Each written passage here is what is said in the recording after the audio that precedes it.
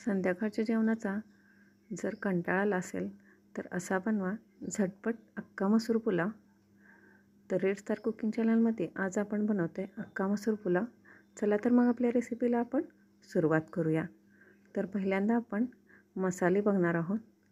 तर मी इथं लसूण, आलं, कोथिंबीर, हिरवी मिरची, बदाम फूल, मसाला वेलची, हिरवी वेलची, लवंग आणि दालचिनीची. आता हे सर्व मसाले आपण एकत्र वाटून घेणार आहोत. आणि इथं मी मसाला अगदी बारीक असा वाटून घेतलेला आहे. आणि आपण आता मी इथं अर्धा किलो तांदूळ घेतलेत आणि पाव किलो अख्खा मसूर घेतला आहे. तर याला आता एकत्र करून स्वच्छ असं धुवून घ्यायचं आहे.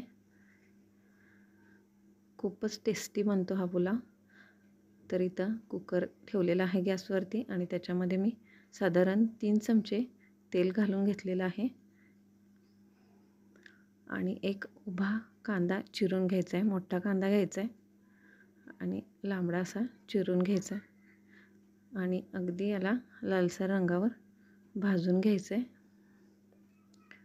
तुम्ही याच्यामध्ये टोमॅटोसुद्धा घालू शकता, पण मी इथं टोमॅटो घातलेला नाही, फक्त कांदाच घेतला आहे.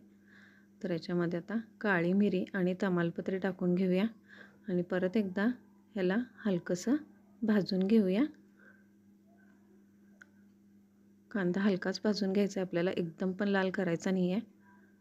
तर इथं कांदा हलकासा भाजून झालेला आहे आणि याच्यामध्ये आता आपण जो वाटून ठेवलेला मसाला होता तो घालून घेऊया आणि परत याच्यामधला कच्चेपणा जाईपर्यंत याला भाजून घेऊया.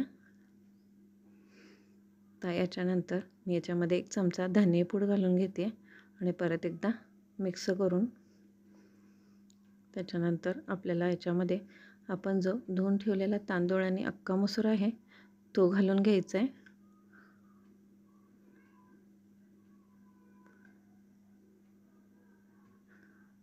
आणि छान असं मिक्स करून घ्यायचं आहे. त्याच्यानंतर आपल्याला याच्यामध्ये जेवढे तांदूळ होते त्याच्या 1.5 पट पाणी गरम करून घ्यायचं आहे. याच्यामध्ये आता चवीनुसार थोडंसं मीठ घालून घेऊया आणि मिक्स करून घेऊया.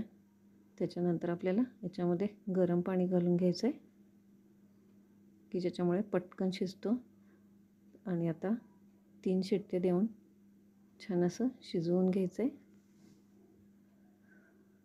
तर इथं बऱ्यापैकी कुकर आता थंड झालेला आहे आणि मी तुम्हाला उघडून दाखवते. आपला अख्खा मसूर एकदम रेडी आहे सर्व करण्यासाठी.